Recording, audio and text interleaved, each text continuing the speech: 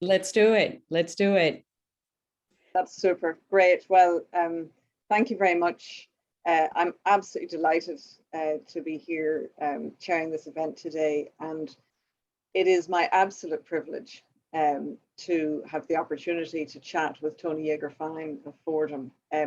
Toni, you're so welcome. And, you know, your reputation precedes you, really. I feel that I can't do justice to you, but, you know, I think just to start off with telling us a little bit about your journey in terms of your career would be a great way to set the scene for this discussion, if you wouldn't mind. Sure, Karyn, and I just want to say that the honor is really, truly mine, and to be able to speak to this group and share my insights and my experiences is really such an honor and a pleasure, and I want to thank you all. So I was born and raised in a suburb of New York City. I went to college in upstate New York. As you may know, in the US, we go to college before we go to law school. Then I went to law school in Duke, which is in Durham, North Carolina. And then I practiced law, which is probably the part you're most interested in after this, as opposed to what happened when I was a child. I went to practice law in Washington, D.C., where I was a litigator. And I did a combination of commercial litigation and administrative litigation, which I think the latter is really sort of what's exciting about being in DC, is doing things that are sort of DC centric. So I was administrative litigator. And then I decided that I really wanted to teach. And it's funny because my parents were both public school educators. And I think that's something that I always wanted to do, but they sort of pushed me towards a profession. I'm thrilled that they did. I started teaching as an adjunct legal writing instructor, and then I moved back to New York, started at NYU as an instructor in their first year JD skills program called the lawyering program. And then I got involved in global work. And that has been really the greatest blessing and privilege and honor and pleasure of my entire life, to work with international students, judges, lawyers from around the world, first at NYU, then at Cardozo Law School, and for the last 16 years at Fordham. Wow. what a brilliant CV. And, you know, we're here today to celebrate International Women's Day and to talk about diversity and inclusion. And Toni and I were chatting earlier in the week, and the one thing I think we were agreed on was that we didn't want this to be just another diversity event, that we wanted to kind of go beyond the usual conversation around diversity. And where I think we'll kick off, Toni, if I may, is with the whole question of access, because I think this is a really interesting topic. And just to set that in context for all the participants, when we talk about having a diverse organization, and particularly diverse leadership within an organization, there are, I think, some stereotypes around how people go about that. The first thing people think about is gender, and that's really important. But obviously diversity and inclusion is so much wider as a topic. But what I'm interested in here is the question of access. What are the barriers and the boundaries that we place around our organizations that make it hard for people from diverse backgrounds to actually join our organization or to succeed and to progress when they're in the organization? So I thought we'd start off with that, Toni, and that whole question of access. What do you think about how do we improve access within organizations? Yeah, Karyn, I'm probably going to come up with a pretty inadequate answer, because I think if I knew the answer to that, I think the world would be a better place. But it's such a challenging yet crucial issue, and we're all facing it. And I think, first of all, the first thing I want to say is thanks for the question. The second thing I want to say is I think the environment globally is much more favorable right now in that everyone at least is focused on this, or at least they're saying they're focused on this. And that is a really important first step, to acknowledge that we have a problem. You know, the whole Alcoholics Anonymous, right? I have a problem, I'm an alcoholic, we have a problem, we are not diverse enough. And I think stepping up, admitting that we have a problem is a really, really important first step, even if second steps and third steps are a little bit harder to come by. I think, you know, Karyn, we were talking about this earlier in the week, but the sort of, you know, still, I am guilty of this. When I think of a lawyer, who comes to mind is sort of the, straight, white, middle-aged male in a suit and tie. And that image is really something that has been, those of us of a certain age at least, this is the image of a lawyer. I think in order to increase diversity, as we must, we have to start really, really early at the recruiting stage, or even before the recruiting stage. So law schools in the US, this is probably true around the world, are trying to recruit people from very diverse backgrounds. We and others have established pipeline programs for historically underrepresented or excluded groups. I was privileged to teach in a pipeline program last year for mainly undergraduates of color who really don't have the right role models, don't have the right support networks. And the network is something that's really, really important. I think many of us have mentors, many of us have people that our families know who maybe helped put us in a position where we could at least understand the reality of being a lawyer, even imagine it for ourselves, where there are so many people from different backgrounds who don't think that it's even a reality or a possibility for them. And that's a real problem when you think about all that talent that is lost because someone just doesn't even imagine that she could be a lawyer. I think really mentorship is very important. We tend to mentor those who look like us and have similar backgrounds, and that's obviously a real problem. The same is true of sponsorship. So if we have, and I'm speaking for the US right now, a situation, and I think this is probably true in many other places, but US is the market I know best, where you have, men of a certain age in leadership positions, and maybe 90 to 95% of leadership positions, they are mentoring, they are sponsoring people that look like them because they're comfortable with them. And it's not even intentional, it's just a product of what we do as humans. I think the flexibility that we see coming into the profession now will help attract women and other underrepresented groups enormously. I think we have to check our own biases. I'm going to admit something that I told Karyn privately the other day, but I think it's really important for me to admit this. I had a meeting a few weeks ago with someone, and I want to be very, very careful how I speak here, who had a very strong Brooklyn accent. And this person is very, very, very well educated, extremely, has had a brilliant career in both the public sector and the private sector as an attorney. It's hard to think of someone more accomplished than this individual. And the Brooklyn accent was actually distracting to me. And it was an opportunity for me to check my own biases and think about how I react to people, despite enormous evidence of success and competence and brilliance and everything else. But to say, why am I distracted by this accent? Get over it. And it made me think about what other biases do I carry around in my life? And really, I don't really know how to guard against implicit biases. But I think once we recognize we have them, we could fight not to not confirm them and to really separate ourselves from them.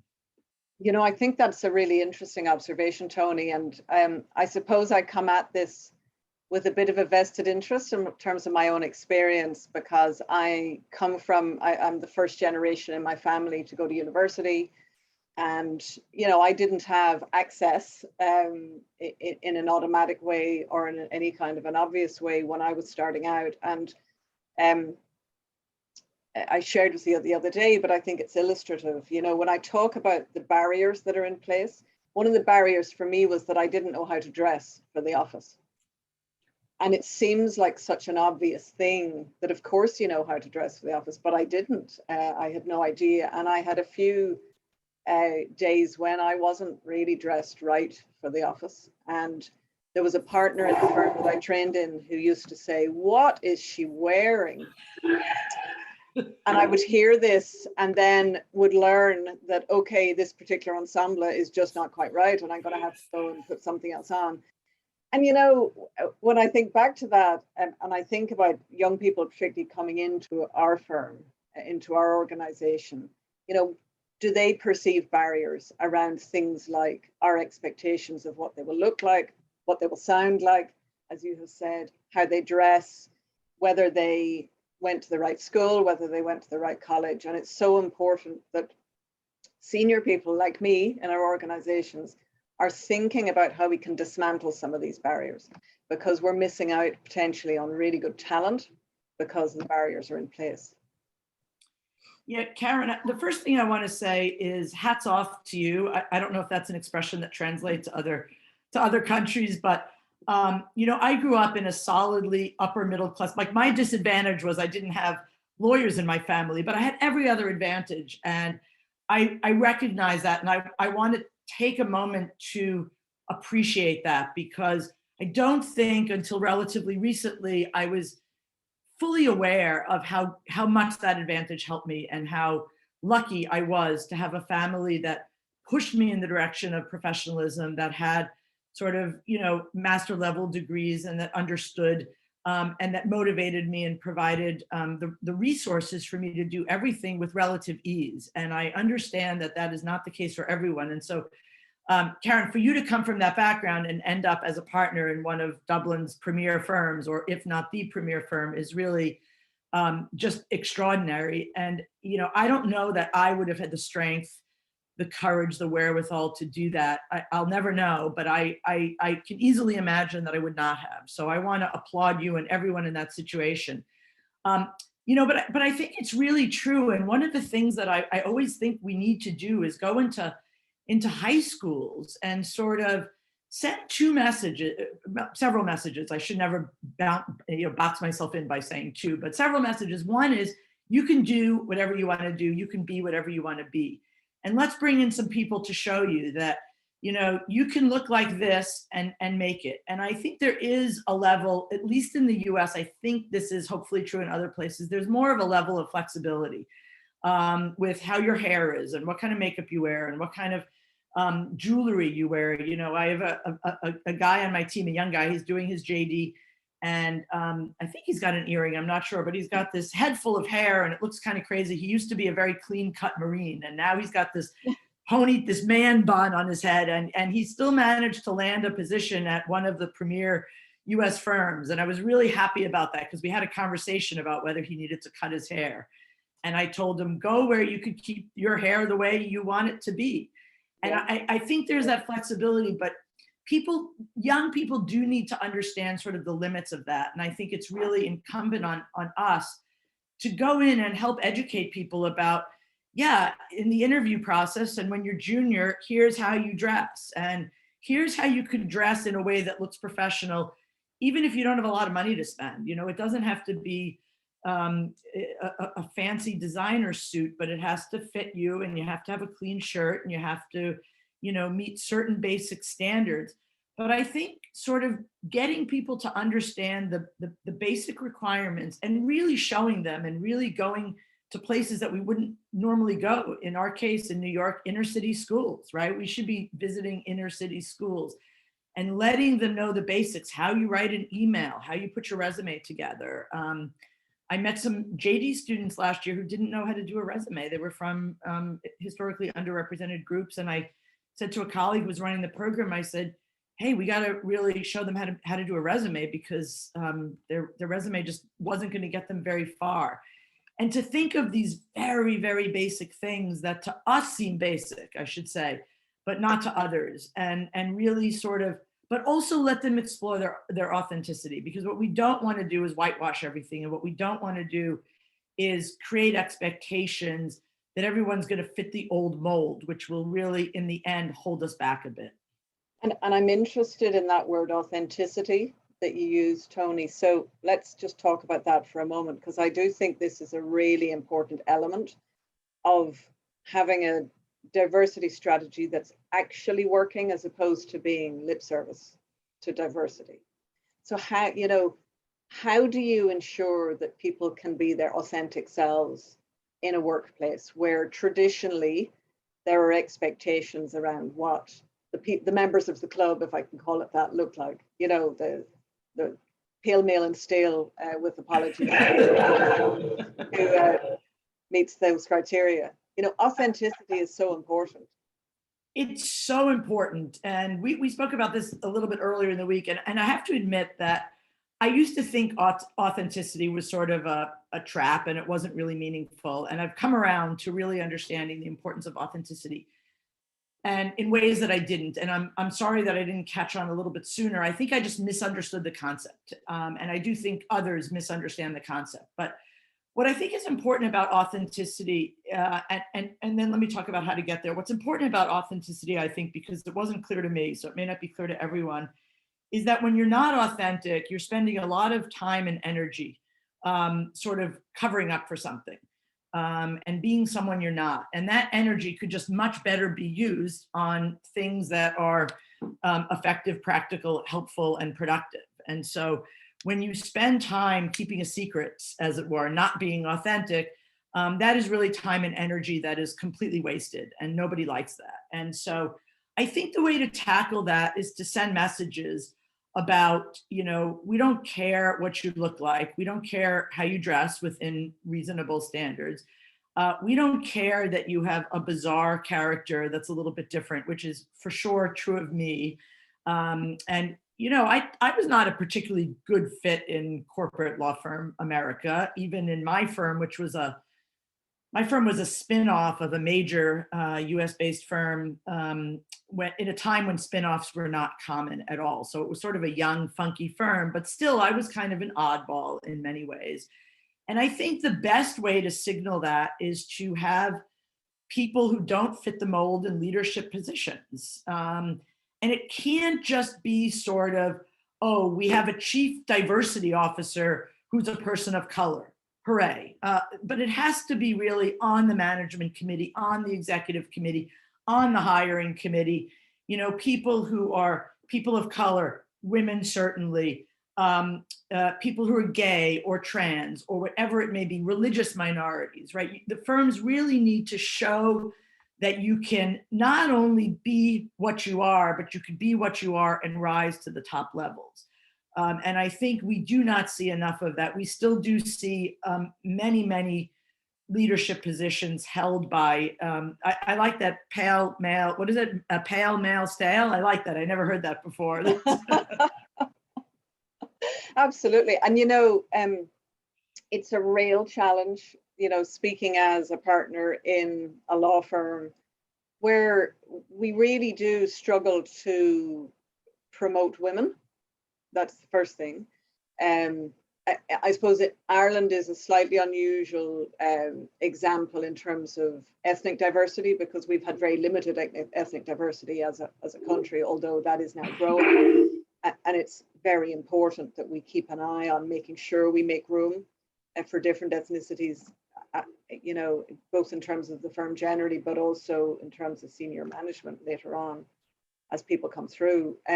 But when I joined McCann FitzGerald almost 25 years ago, we had 3 gay partners at that time, which was quite radical at that time. And I remember thinking, wow, this is an amazing culture to be in, because there was no sense of people having to be in the closet. And my experience in Belfast, where I had qualified, was that there was simply no question that anybody would feel they could be openly gay in a law firm in Belfast. So, I think people have different experiences. For me, I have 4 kids. So as a working mum, there are so many challenges, I suppose, in terms of women progressing who have children, because of the timing that, having children tends to coincide with the point where you might be considered for promotion. And the pandemic, Toni, I don't know about in the US, but certainly here, women have been much more impacted by the pandemic than men have. And it's something that we're very conscious of. I don't know if that's a pattern that you've seen in America. Yes, we have. So I'm laughing a little bit because my personal experience is that although I don't have children, I was impacted really heavily because I have 2 guys on my team who were great fathers and great husbands, and they left me with a lot of extra work because I don't have kids. So yes, women are affected, but I think in general, obviously mothers were affected more than anyone during the pandemic. And at the beginning, people were like, "Oh, this is great! I'm home. I can take care of my kids." But then, of course, it became a nightmare because they were home and they had to take care of their kids all the time, and they didn't have this the childcare arrangements that were traditional, or the schooling for the kids. And so there has been definitely a disproportionate impact on women, especially mothers who were working. And it was just, I think it was really a disaster. And we've seen a huge exodus of women from law firms. And this is exactly the wrong direction to be going in. And, I think firms are also waking up to that. And let me give credit where credit is due. It's not so much, at least in the US, that law firms are so enlightened. It's that their clients are so enlightened, and the clients are really pushing. And my guess is this is true at major firms around the world, is that the clients are really pushing the lawyers in the right direction, and really insisting, at least major clients, that not only can the firm show evidence of diversification and diversity efforts, but that not just that the firm be diverse, but that the team, I want my team, if I'm the GC, I want the team on my matters to represent that diversity across a range of spectra. And I think that is what is really pushing firms and to embrace these initiatives. And I think that's a wonderful thing.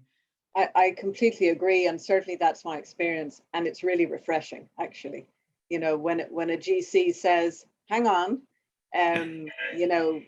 okay, so we need to bring an expert into this case. I'd like to have a choice, please. And I'd like it to be a diverse choice. So, that really does shake things up. And, on my own team, myself and my partner, Audrey, that I'm clustered with, we have a policy now that if we're going to instruct, whether it's an expert or a barrister, we still have a split profession. We look at a diverse set of candidates before, rather than just suggesting the obvious person every time. And you kind of force yourself to have the conversation each time.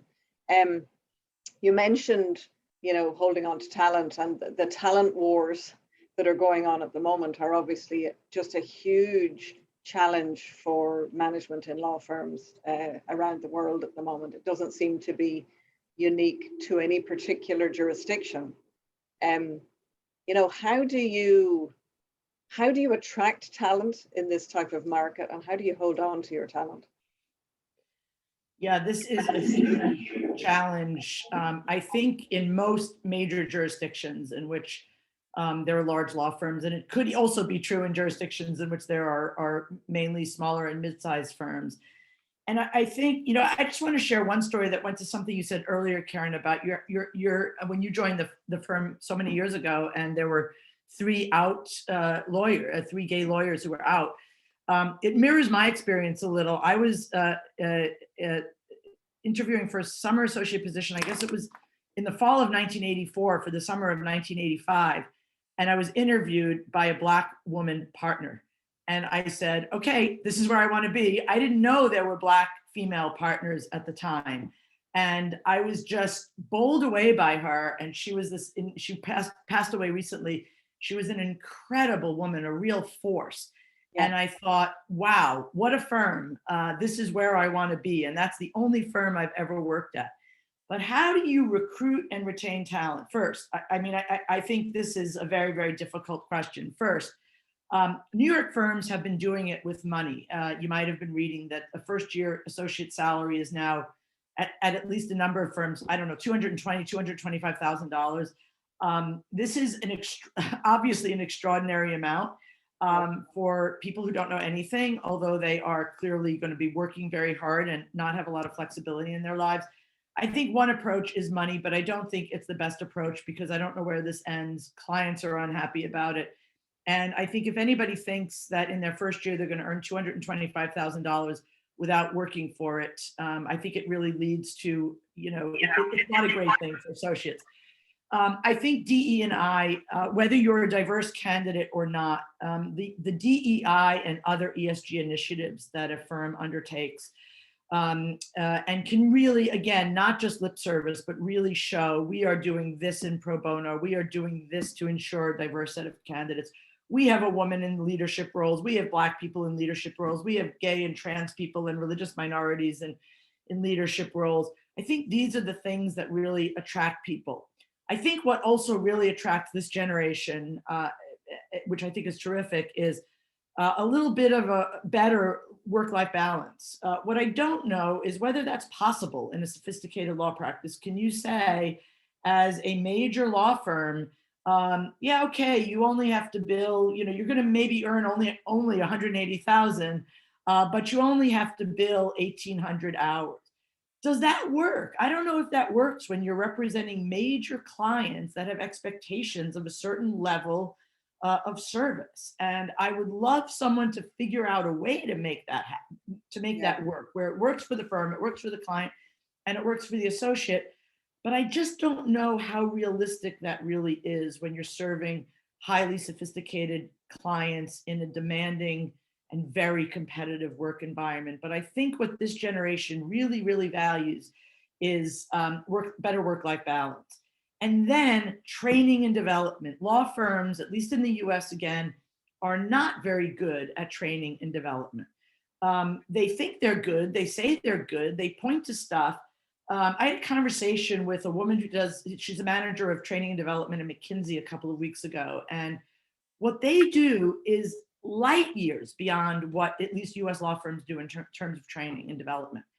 And I think that training and development really needs to be focused on ways to keep diverse talent. A very good friend of mine, a Black woman, just left her firm at the worst possible time for the firm. She was a fourth-year litigation associate. That is not a good time to lose someone. And she just felt like she was kind of used as the poster child, put on sort of diversity committees, burdened with that extra tax, but not really trained. She said in her exit interview, she told me, and I believe her because she's very outspoken, she told them she learned nothing in the last year. That is unacceptable. And that's why she left. And that is unacceptable. That's really interesting as an example of getting it wrong. And what not to do, right? The question about, is it possible as a law firm to afford flexibility? I think that certainly in an Irish context, that conversation is over. I think we all recognize that we must afford flexibility to our associates, and actually they're more productive and happier when you give them flexibility. So it's good for you, it's good for the clients, and it's good for the associates.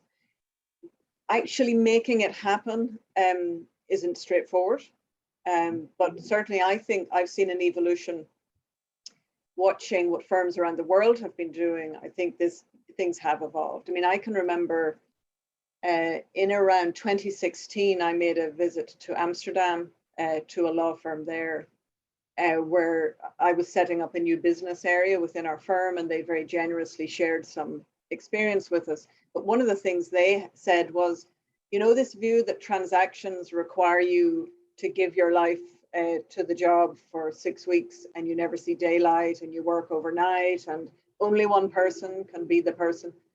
They had just moved way beyond that. And their view was, you just need to resource it properly and you need to communicate. So there's no reason why somebody can't do 2.5 days and hand over to somebody else who's going to have 2.5 days. If you communicate effectively, you can make it work. And at the time, I thought it was mind-blowing. But actually, now as I see things evolve, we've all had to recognize that, particularly through the experience of the pandemic, that these things are doable. They just take a lot of coordination and a bit of thought and everybody to be willing to make them happen. So I think that is definitely the way things are going. Karyn, that's so interesting because lawyers are creative when it comes to legal problem solving and things like that, but we're not very creative when it comes to leadership or management. And we kind of, well, this is the way we've done it for 100 years and I had to do it. And so you have to do it. There are so many sort of institutional things we could change. So I never did deals, but I have enough friends who have to know this kind of, 6 weeks of nothing but being there and you're sleeping in the office and you if you're sleeping at all, there has to be a better way. And I think there also has to be a better way than the billable hour model, which is still very much the model in which law firms operate. Clients don't care how much time you spend. They care to the extent that it affects their bill, but there's no more value to something because you spend time on it. And, I think, I'm not sure in my lifetime we see some deviation, of course, from the billable hour model, but I think a complete restructuring is not likely in the next 30, 40, maybe 50 years. but I do think it incentivizes us in ways that are not efficient or healthy. And I would love your thoughts. I know I'm not supposed to be asking you questions, but do you see any change coming to the billable hour model, and would you like to see that? Well, you know, I'm on the record in the last few years as giving talks on this and saying it's going. It has to go, because it's really not a great measure of value. I think it's a pretty terrible measure of value, actually. And I suppose I'm somebody who's always been slightly disadvantaged by the fact that I do things quickly. And so if you do things quickly, the chargeable hour isn't your friend. So, you know, if you look at this from, I think we have to look at this from the perspective of the client. And from the perspective of the client, actually the chargeable hour doesn't make sense other than if you're a procurement person.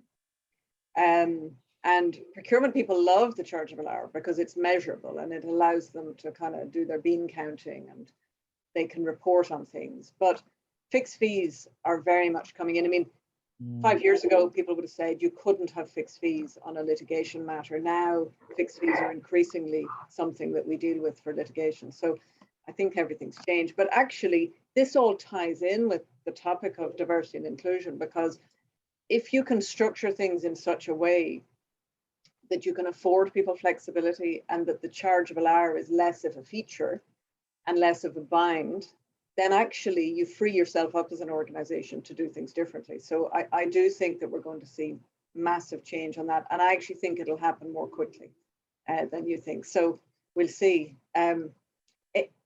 Toni, in the time we have left, I want to just ask you about a couple of things. So Bruce Springsteen is on the wall behind you. And I'm a big fan. In fact, his pandemic album got me through the pandemic. But, you know, I'm a big believer that if you're a lawyer and all you know is law, then you're not going to add great value. And I'm interested in your perspective on that. You know, this doing other stuff being an important part of being an effective lawyer. What's your sense of that? I could not agree more. And thank you for shouting out to my best boy. He has gotten me through my entire life, I would say. His lyrics have been sort of my spiritual guide since I was about 10 years old, and I guess his first albums came out. I think it's absolutely critical, Karyn, and it's something that I didn't always appreciate and didn't always do. And you know, we always talk about what would I tell my younger self, and one of the many things I would tell my younger self if I were to be able to do it all over again is do more things that are not law related. I think it makes you a happier person. I think when you return to your work, you're better engaged. You know, sometimes I say, oh, let me read something. And there I'm sitting on a chair reading some law thing. And I'm thinking, this is not really what I meant or what is meant by getting away from it, right? And so I think it's really, really important to have interests. And I mentioned this to you the other day, I think it's important for your well-being, but I think it also makes you a better lawyer because it allows you to engage creativity more and sort of get your creative juices flowing. And I think it's probably one of the main reasons behind why in the US and perhaps other systems from people who are listening to this, why we have courts of general jurisdiction is that we believe that you can, that there is a cross-fertilization of ideas that comes when you sort of dabble in different things. And I have to say, last night, I went to a film, I went to a 35 millimeter film called The Divorcee. And in this theater where I am right now, and they show these old 35 millimeter films, and I just thought, this is fantastic. This is totally off the norm. I'm learning a different period style, different ways of acting, different cinematography, and it just sort of made my head explode in a really great way. And I think the more you can engage sort of different aspects of you, emotionally, intellectually, but also physically. When I was 57, I started going to a CrossFit gym. And I can't tell you what confidence that gave me. Not because I was good. In fact, I was legendary at my gym because I was so bad. I couldn't lift a barbell over, an empty barbell over my, like everyone knew, oh, that old lady. But you know, that old lady went every day and that old lady did the best she could. And that old lady walked out with her head held high. Because I felt I felt like a real badass, if I could say that, just by making myself uncomfortable. And doing something you're bad at is actually a really good idea. And just letting yourself explore things is really going to just sort of emotionally, intellectually, physically going to put you in a much better spot. You officially are a badass, Toni. I'll say that to you.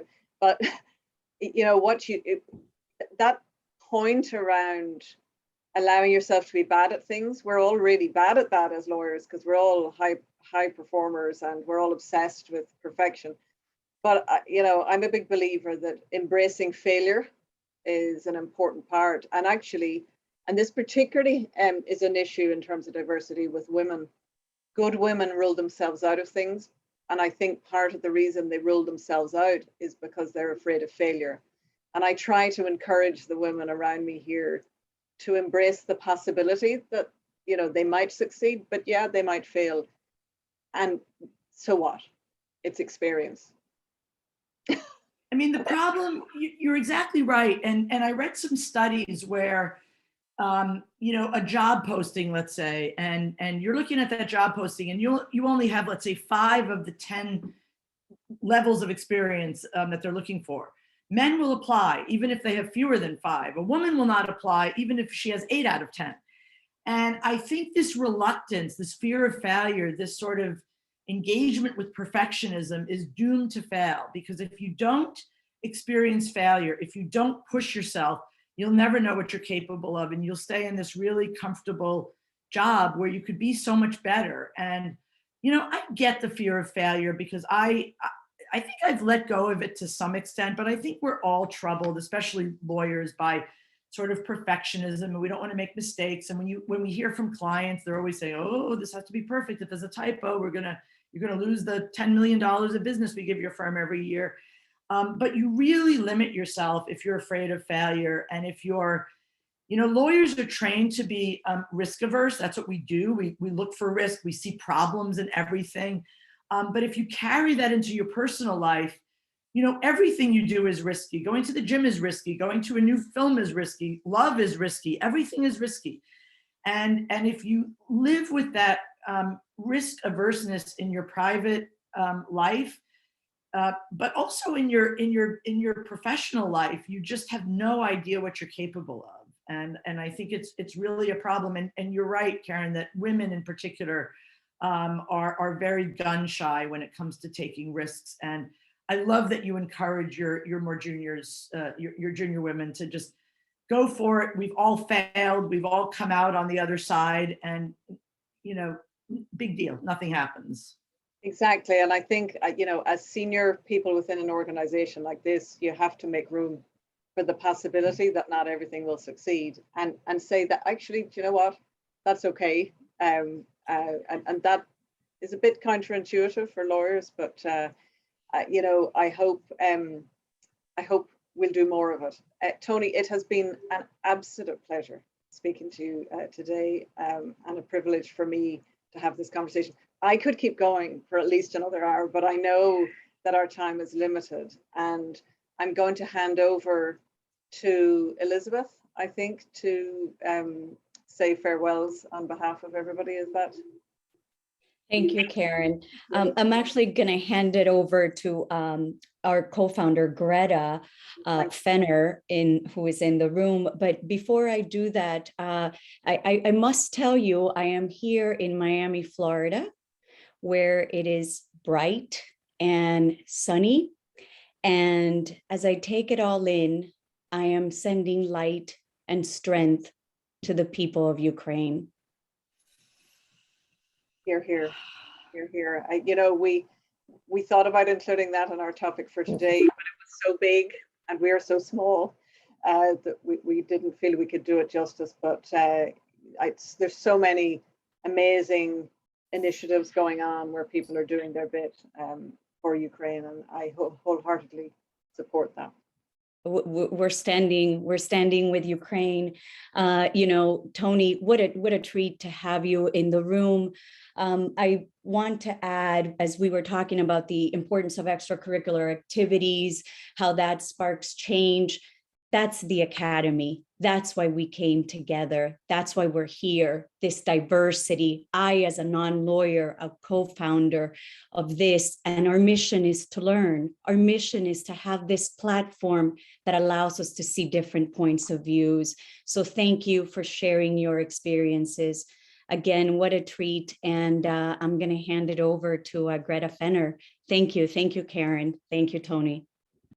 Thank you, Elizabeth. I know we're short in time, but I would like to start by referring to what you just talked about, the tragic crisis in Ukraine. The war in Ukraine is the result of a total absence of diversity, which is a man which over 20 years increasingly has surrounded himself by people who are exactly like him or do not dare to be even remotely different. And it's the typical Ceausescu syndrome.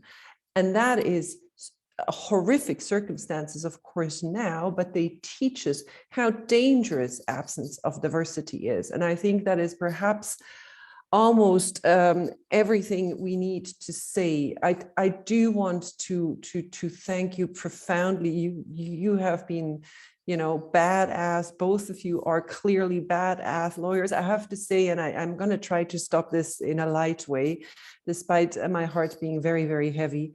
You talked about accents and how accents can be distracting. And I cannot tell you how enjoyable it is to listen to my favorite accent being the Irish accent and the American accent that I love and know most being the New York accent. So it's only on that basis, it's been wonderful. I would like to suggest authenticity is a real important keyword. And we have to live authenticity and diversity and show that we are diverse. Exactly what you said, Toni. Don't pretend you only read law books, because frankly speaking, I don't even think people only read law books. They just like to show that they only read law books, right? But actually they might actually love to read comic books. Well, stand for that and show that you are a creative, diverse, interesting person. Whether you're a woman, pink or blue in your face, it doesn't matter, just show who you are. And I think we can lead by example. At the Institute, we have perfect gender equality, and I only recently found out, and it was never by design, but I think it is because we profoundly live this kind of authenticity and access. And so thank you, two ladies, you are absolutely awesome role models. And thanks to you, there will be more diversity and more inclusion in this world. But thank you so much. It's been really wonderful to be with you. Thank you. Thank you for having me. Thank you. The honor has been all mine. And thank you all for hosting us and for this wonderful conversation. Thank you, Toni. Thank you, everyone, for joining us. We'll see you soon. Thank you, Karyn. Bye-bye. Take care. Bye, Lisa. Take care.